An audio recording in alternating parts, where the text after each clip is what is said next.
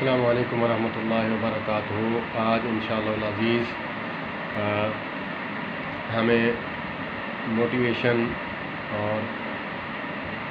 عمل میں آگے بڑھنے کے لیے ایک واقعہ سناؤں گا حضرت امام ابو حنیفہ رحمۃ اللہ تعالی علیہ کا۔ ایک شخص نے، وہ تاجر تھے،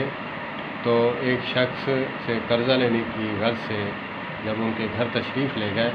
تو وہاں پہ دوپہر کا ٹائم تھا، وہ دھوپ میں کھڑے، تو راستے میں گزرنے والے نے کہا کہ حضرت آپ دیوار کی جو ہے نا اوٹ پہ ہو جائیں، تو حضرت نے فرمایا کہ میں نے اس سے قرضہ لینا ہے، تو اسی لیے میں اس بات سے بھی ڈرتا ہوں کہ یہ سود میں شامل نہ ہو جائے۔ تو ہم تو راستے اور بہانے ڈھونڈتے ہیں نا کہ پیسہ پیسے سے دیا جائے تو وہ سود کہلاتا ہے، اگر کوئی چیز یا کوئی ایسی چیز دی جائے تو اس پہ جو ہے نا وہ پرافٹ کہلاتا ہے، نہ کہ سود۔ تو تقوی کا عالم یہ تھا ان کا کہ ایک دفعہ جو ہے اعلان ہوا کہ بکری جو ہے گم ہو گئی ہے،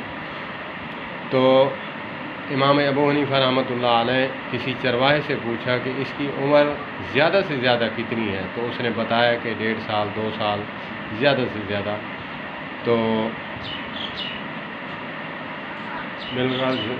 جتنی بھی بتائی، تو امام صاحب رحمۃ اللہ تعالی علیہ نے